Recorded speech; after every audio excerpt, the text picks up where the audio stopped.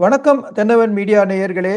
இன்றைய தேர்தல் அரசியல் பரபரப்பில் தற்போதைய செய்தி என்னன்னா, அதிமுக தன்னுடைய கூட்டணி கட்சிகளுக்கு தொகுதிகள சரியா வழங்கல.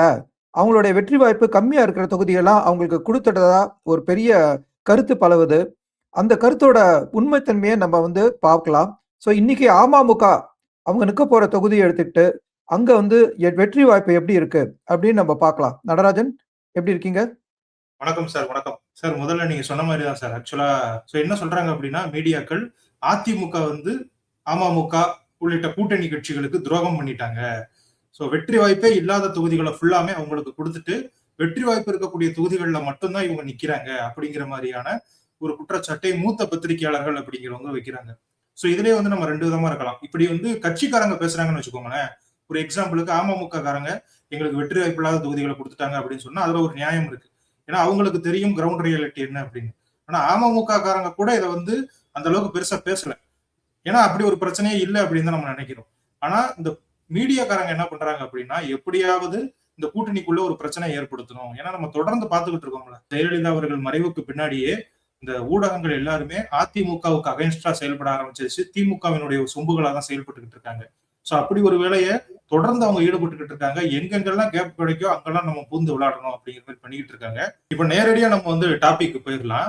11 தொகுதிகள் அமமுகவுக்கு ஒதுக்கப்பட்டிருக்கு. இந்த 11 தொகுதிகளுமே அமமுக தோல்வி அடையக்கூடிய தொகுதிகளா, அதிமுக வீக்கா இருக்கக்கூடிய தொகுதிகளா அப்படின்னு பாத்தீங்க அப்படின்னா கண்டிப்பா கிடையாது. நம்ம வருஷப்படியே எடுத்துக்கிடுவோம். முதல்ல மடத்துக்குளம் தொகுதி. மடத்துக்குளம் தொகுதியில இப்ப அதிமுகவை சேர்ந்த சிட்டிங் எம்எல்ஏ இருக்காரு, மகேந்திரன் அப்படிங்கிறவர். அவர் மாவட்ட செயலாளராகவும் இருக்காரு. அங்க போன எலெக்ஷன்ல அவர் பாத்தீங்கன்னா 6438 ஓட்டுகள் வித்தியாசத்துல வெற்றி பெறாரு. அங்க அமமுகவும் போட்டியிடுது. போன தேர்தலில் அவங்க வாங்கின ஓட்டுகள் 6515. இப்ப இந்த 2 ஓட்டையும் கூட்டணும்னு வைங்களேன், கண்டிப்பா அங்க அமமுகவுக்கான வெற்றி வாய்ப்புகள் ரொம்பவே பிரகாசமா இருக்கு. ஏன்னா 10 வருட ஆன்டி இன்கம்பன்சியை சேர்த்து அதிமுக 6500 ஓட்டுகள் வித்தியாசத்துல ஜெயிக்குது. அதே நேரத்துல அமமுகவும் அங்க போட்டியிட்டு 6500 ஓட்டு வாங்கி இருக்கு. இதெல்லாம் பாத்தீங்க அப்படின்னா கண்டிப்பா அங்க நிற்கக்கூடிய வேட்பாளர், அவர் யார் நிக்க போறாரு அப்படின்னு நமக்கு தெரியல, அவருக்கு ஒரு வெற்றி வாய்ப்புக்கான சாத்தியத்தை ஏற்படுத்தும். இதுக்கு அப்படியே 2வது போனோம் அப்படின்னா நாங்குநேரி தொகுதியில இப்ப சிட்டிங் எம்எல்ஏவாக இருக்கக்கூடியவர் ரூபி மனோகரன். அவர் காங்கிரஸ் கட்சியை சேர்ந்தவர், கன்னியாகுமரி மாவட்டத்தை சேர்ந்தவர். அதுக்கு நீங்க நாங்குநேரியில சீட்டு கொடுத்தீங்க அப்படிங்கிற ஒரு குற்றச்சாட்டு போன தேர்தலே வைக்கப்பட்டது. அங்க 5 வருடங்களா அவர் எம்எல்ஏவா இருந்திருக்காரு. ஒரு சென்னைக்காரரை தூக்கி நீங்க இங்க போட்டதுனால எங்க தொகுதியில நடக்கக்கூடிய எந்த ஒரு நல்ல விஷயங்களுமே நடக்கல அப்படிங்கிற மாதிரி அந்த தொகுதியில் இருக்கக்கூடிய மக்கள் குற்றச்சாட்டுகளை முன் வச்சுக்கிட்டு இருக்காங்க. அங்க போன தேர்தல் அவர் எத்தனை ஓட்டுகள் வித்தியாசத்துல ஜெயிக்கிறாருன்னு பாத்தீங்க அப்படின்னா 16486 ஓட்டுகள் வித்தியாசத்துல ரூபி மனோகரன் நாங்குநேரி தொகுதியில ஜெயிக்கிறாரு. அமமுக சார்பில் போட்டியிட்ட பரமசிவ ஐயப்பன் அப்படிங்கிறவரு 31870 ஓட்டுகள் வாங்குறாரு. பாத்தீங்க அப்படின்னா 15000 ஓட்டுகள்ல தான் அதிமுக தோக்குது. அங்க அமமுக 30000 ஓட்டுகள் வாங்குது, 31000 ஓட்டுகள் வாங்குது. அப்படின்னா அங்க அமமுகவுக்கு ஒரு செல்வாக்கு இருக்கு. ரொம்ப சாதகமா தெரியுது. இல்ல எந்த விதமான சந்தேகமும் இருக்கிற மாதிரி தெரியல. அமமுக தான் சாதகமா இருக்கக்கூடிய தொகுதி அதை கேட்டு வாங்கியிருக்கு. அதன் அடிப்படையில தான் நாங்குநேரி தொகுதியுமே பாத்தீங்க அப்படின்னா அமமுகவுக்கு ஒதுக்கப்பட்டிருக்கு. 3வது தொகுதி காரைக்குடி தொகுதி, ரொம்பவே முக்கியமான தொகுதி. நாம் தமிழர் கட்சியினுடைய தலைமை ஒருங்கிணைப்பாளர் சீமான் அவர்கள் போட்டியிடுறாரு. இது ஒரு ஸ்டார் தொகுதி அப்படின்னு சொல்றாங்க.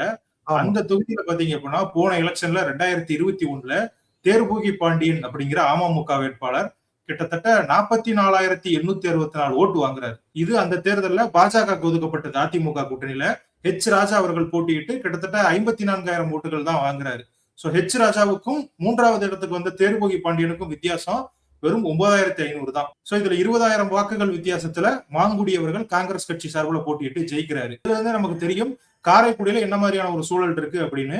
மற்ற எல்லா வேட்பாளர்களையும் விட தேர்போகி பாண்டியன் அவர்கள் ரொம்பவே வலுவா இருக்காரு. காரைக்குடியில நம்ம மக்கள் கருத்தும் போது இன்னொன்னு பார்த்தோம். அங்க தாவேகா சார்பா ஒரு டென்டிஸ்ட் நிக்க போறாரு. அவர் ரொம்ப பிரபலமா இருக்காரு. அவர் வேற இந்த தடவை கொஞ்சம் ஓட்டு பிரிக்கிறதுனால இன்னும் கொஞ்சம் வெற்றி வாய்ப்பு அதிகமா இருக்கும் அப்படிங்கிறது என்னுடைய கருத்து. அதிமுக காரங்களும் இணைந்து வேலை பார்த்தாங்க அப்படின்னா கண்டிப்பா இந்த தொகுதியில அவர் ஜெயிக்கிறதுக்கான வாய்ப்புகள் அதிகமா இருக்கு. இப்பவே நம்ம 3 தொகுதிகள் பார்த்துட்டோம். இந்த 3 தொகுதிகள்ல நம்ம கடந்த கால புள்ளி விவரங்கள், ஓட்டு வாக்கு விகிதங்கள் இதெல்லாம் பார்க்கும்பொழுது நமக்கு என்ன தெரியுது, இந்த 3 தொகுதிகள்ல அமமுக கண்டிப்பா ஜெயிக்கிறதுக்கான வாய்ப்புகள் இருக்குங்க அப்படிங்கிற மாதிரி இருக்குல்ல. நீங்க மற்ற தொகுதியெல்லாம் பாத்தீங்களா? ஒட்டப்பிடாரம் எப்படி இருக்கு? ஒட்டப்பிடாரத்தை பாத்தீங்க அப்படின்னா போன தேர்தல்ல சண்முகையா அப்படிங்கிறவர் தான் எம்எல்ஏவா ஜெயிக்கிறாரு. அவருக்கும் அதிமுக வேட்பாளர் மோகன் அப்படிங்கிறவருக்குமான வித்தியாசம் எவ்வளவுன்னு பாத்தீங்க அப்படின்னா 8510 தான்.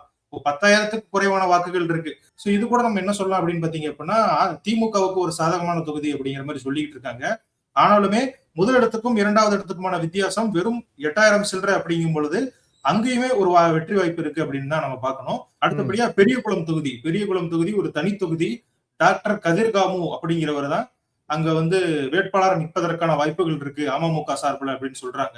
அங்க டிடிவி தினகரனுக்கு ரொம்ப செல்வாக்குள்ள தொகுதி, அதையும் நம்ம ஞாபகம் வச்சுக்கணும். ஆமா, டிடிவி தினகரன் அந்த பகுதியில எம்பியா இருக்கும் பொழுது தேனி மாவட்டத்திலே அவருக்கு ஒரு செல்வாக்கு இருக்கு அப்படிங்கிற மாதிரி எல்லாம் சொன்னாங்க. சோ பெரியகுளம் தொகுதியில கதிர்காமு அவர்கள் தான் நிற்பதற்கான வாய்ப்பு இருக்கு. இவர் அதிமுக இருக்கும் பொழுது அங்க எம்எல்ஏவா இருந்திருக்காரு. 2019 இடைத்தேர்தல் வந்துச்சுல, அவருடைய எம்எல்ஏ பதவி பறிக்கப்பட்டது. அங்க இவர் போட்டியிட்ட பொழுது 26,000 ஓட்டுகள் வாங்கினார். 2021 சட்டமன்ற தேர்தலில் 16,000 ஓட்டுகள் வாங்கியிருக்காரு. சோ கதிர்காமு அப்படிங்கிற ஒரு நபருக்காகவே பெரியகுளம் தொகுதியை கேட்டு வாங்கியிருப்பாரு டிடிவி தினகரன் அவர்கள். சோ இதுக்கு அப்படியே பாத்தீங்க அப்படின்னா மன்னார்குடி தொகுதி ரொம்பவே கஷ்டமான ஒரு தொகுதி, ஒரு அமைச்சரனுடைய தொகுதி. இதை எப்படிங்க நீங்க கூட்டணி கட்சிகளுக்கு ஒதுக்கலாம் அப்படிங்கிற மாதிரி கேள்விகளை வைக்கிறாங்க. அமமுகவுக்கு வேணும்னே துரோகம் பண்றாங்க.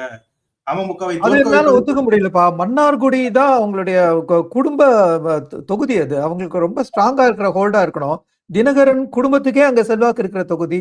மேபி ஒரே ஒரு காரணமா இருக்கலாம், அந்த சசிகலாவுக்கு ஏதாவது அங்க பவர் இருந்து அவங்க ஏதாச்சும் பிரிப்பாங்களா அப்படின்ற ஒரு கேள்வி வருமே தவிர அமமுக அங்க வீக்கா இருக்குன்னு என்னால சொல்ல முடியல. வீக்கா இருக்கு நீங்க சொல்றதா இது கடந்த தேர்தலையுமே பிரதிபலிச்சிருக்கு. காமராஜ் அப்படிங்கிறவர் அங்க போட்டியிடுறாரு.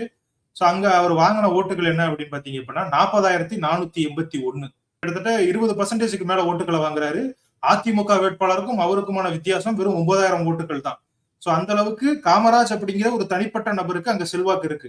அங்க அதிமுகவின் ஓட்டுகளும் சேரும் பொழுது காமராஜ் அவர்கள் ஒருவேளை வேட்பாளராக நின்னாரு அப்படின்னா அங்க ஒரு டஃப் ஃபைட் கொடுப்பாரு. வெற்றி பெறுவாரா அப்படின்னு கேட்டீங்க அப்படின்னா அது கேள்விக்குறிதான். ஏன் அப்படின்னா நமக்கு டிஆர் பாலு அவர்களுடைய செல்வாக்கு பத்தி தெரியும்.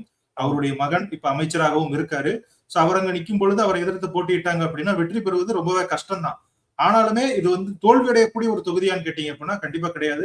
அமமுக அங்க செல்வாக்கோட இருக்கிறதுனால அந்த தொகுதியை கேட்டு வாங்கியிருக்காங்க அப்படின்னு நினைக்கிறேன். அடுத்ததா திருவையாறு தொகுதி. அது திமுகவுக்கு சாதகமான தொகுதி திருவையாறு.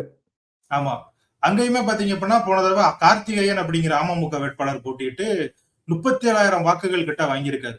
சோ இது எல்லாமே எப்படி நல்ல ஓட்டு திருவையாறுல திமுகவோட ஸ்ட்ராங் ஹோல்டுல, அதுவும் போன எலெக்ஷன்ல அவங்க எல்லாம் பிரிஞ்சிருக்கிறப்போ 37,000 ஓட்டு அமமுக வாங்கிச்சுன்னா இந்த தடவை அதிமுக சப்போர்ட்டோட இருக்கிறச்சே நிச்சயமா நல்ல ஓட்டு வாங்கணுங்கிற ஒரு ஃபைட் கொடுத்தானே அவங்களால ஒரு வாய்ப்பு வரும். கண்டிப்பா இது எல்லாமே நம்ம பாத்தீங்க அப்படின்னா இதுல ஒதுக்கி இருக்கிற தொகுதிகள் எல்லாமே அமமுக கிட்டத்தட்ட 20,000 30,000 ஓட்டுகளுக்கு மேல வாங்கியிருக்கிற ஒரு தொகுதி. அதே நேரத்துல அதிமுகவும் பாத்தீங்க அப்படின்னா அவங்க செல்வாக்கு இருக்கக்கூடிய ஒரு சில தொகுதிகளையும் விட்டு கொடுத்திருக்காங்க. அமமுகவுக்கு டஃப் ஃபைட்டா இருக்கிற தொகுதி எல்லாம் இருக்குமே, அது சொல்லுங்க. ஆமா, அதே மாதிரி இருக்கு. நம்ம அததான் அவங்க என்ன சொல்றாங்கன்னா இந்த பத்திரிகையாளர்கள் அப்படிங்கிறவங்க ஹைலைட்டா பேசிக்கிட்டு இருக்காங்க. திருச்சி வெஸ்ட் அங்க KN நேரு அவர்கள் அந்த தொகுதியில தோத்ததே இல்லையான்னு கேட்டீங்க அப்படின்னா அவருமே தோத்திருக்காரு. 2011 நடந்த தேர்தலையும் 2011 இடைத்தேர்தல் ஒன்று நடந்தது, அதுலயுமே அவர் தோல்வி அடைஞ்சிருக்காரு. சோ அவரு கண்டிப்பா வெற்றி பெறுவாரு அப்படின்னு நம்ம சொல்ல முடியாது. இருந்தாலுமே அவருக்கு ஒரு மிகப்பெரிய செல்வாக்கு இருக்கு. திருச்சி வெஸ்ட அமமுகவுக்கு ஒதுக்கி இருக்காங்க. அங்க அமமுக சார்பில் யாரு நிக்க போறா? எப்படியும் அவர் முன்னாள் அதிமுகவினுடைய முக்கிய நிர்வாகியா தான் இருப்பாரு. ஏற்கனவே 2 தடவை அதிமுகவை சேர்ந்தவங்க தானே நேருவை வீழ்த்தி இருக்காங்க. கடந்த நாடாளுமன்ற தேர்தலில் கூட திருச்சியில அமமுக தான் நின்னுச்சு. ரொம்ப ஸ்ட்ராங் கேண்டிடேட் தான் போட்டு நல்ல டஃப் ஃபைட் கொடுத்தாங்க. ஆமா, ஏன்னா டெல்டா பகுதிகளில் அவங்களுக்கு செல்வாக்கு நல்லா இருக்கு. தென் மாவட்டங்கள் டெல்டா பகுதிகளில். சோ அப்படி இருக்கும்பொழுது திருச்சி வெஸ்ட ஒதுக்கி இருக்காங்க. ரொம்ப டஃப்பான ஒரு தொகுதி தான். இருந்தாலுமே தோத்துருவாங்க அப்படின்லாம் சொல்லி அந்த தொகுதியை கொடுத்திருக்க மாட்டாங்க. கொஞ்சம் கஷ்டமான தொகுதி அப்படிங்கிறதெல்லாம் கொடுக்கப்பட்டிருக்கு. அதே மாதிரி சைதாப்பேட்டையில அமைச்சர் மா சுப்பிரமணியன் அவர்கள் இருக்காரு. அவருமே அங்க வெற்றி பெறுவதற்கான வாய்ப்புகள் தான் இருக்கு அப்படின்னு சொல்லப்படுது. ஆனாலும் 2011 திமுக சார்புல எம்எல்ஏவா இருந்த செந்தமிழன் அப்படிங்கிறவருக்காக தான் அந்த சீட்டை வாங்கியிருக்காங்க அப்படின்னு சொல்லப்படுது. சோ இது எல்லாமே அடுத்த பூந்தமல்லி தொகுதி எடுத்துக்கிட்டோம் அப்படின்னா 2011 2016 அதிமுக அங்க ஜெயிச்சிருக்கு. 2021 தான் திமுக அங்க ஜெயிக்குது. அப்படி இருக்கும் பொழுது இந்த 11 தொகுதிகள்ல எல்லாருமே கஷ்டமான தொகுதிகள் அப்படின்னு நம்ம சொல்லிட முடியாது. கண்டிப்பா 3 தொகுதிகள்ல அமைச்சர்கள் நிக்கிறதுனால அமைச்சர்கள் நம்ம ஜெயிக்கணும் அப்படிங்கிறதுக்காக இறங்கி வேலை பார்ப்பாங்க. சோ அவங்களுக்கு ஈடா அமமுக காரங்களும் வேலை பார்த்தாங்க அப்படின்னா இப்ப இருக்கக்கூடிய இந்த ஆன்டி இன்கமெண்ட்ஸ் எல்லாம் சேர்ந்துச்சு அப்படின்னா கண்டிப்பா அமமுக வெற்றி பெறுவதற்கான வாய்ப்புகள் அதிகமா இருக்கு. இந்த 11 தொகுதிகள்ல அவங்க 11 தொகுதியும் ஜெயிக்க கூட வாய்ப்பு இருக்கு. 11 தொகுதிகள்ல 11 தொகுதி தோக்க கூட வாய்ப்பு இருக்கு. அது எல்லாமே தேர்தல் காலத்துல அந்த தொண்டர்களும் மக்கள் யாருக்கு ஓட்டு போடுறாங்க அப்படிங்கறத பொறுத்தும் தான் இருக்கு. கரெக்ட். கூட்டணி கட்சினாலே வந்து கொஞ்சம் குடுக்கறது, கொஞ்சம் எடுக்கிறது அப்படின்னு தான் இருக்கும். டஃப் ஃபைட் இல்லாத இடம் யாருக்குமே எந்த கட்சிக்குமே இருக்காது. அதிமுகவுக்குமே மினிஸ்டர்ஸோட வந்து நிக்க போற தொகுதிகள்ல, உதாரணமா ஆமா. கொளத்தூரே எடுத்துக்கங்களேன். கொளத்தூர்ல அதிமுக தான் நிக்க போகுது. ஸோ அது டஃப் ஃபைட் குடுத்து தானே ஆகணும். அப்ப வந்து அவங்களுக்கு ஈஸியான தொகுதியை எடுத்துக்கலாம்னு நம்ம ஈஸியா சொல்லிட்டு போயிடலாம்ல. அதனால அந்த மாரி சொல்லவே முடியாது. கூட்டணின்னா எல்லாருக்கும் ஃபைட் பண்ண வேண்டிய இடம் இருக்கும். 1, 2 ஈஸியாவும் இருக்கும். நம்ம இதே மாரி நாளைக்கு பாஜகவ பார்க்கணும். ஓகே. நன்றி சார். நன்றி. நன்றி. நேயர்களே உங்க கருத்துக்கள எழுதுங்க. நீங்க என்ன நினைக்கிறீங்க? அதையும் நாங்க தெரிஞ்சுக்கணும். நன்றி. என் சேனலுக்கு சப்ஸ்கிரைப் செஞ்சு பாருங்க. வணக்கம்.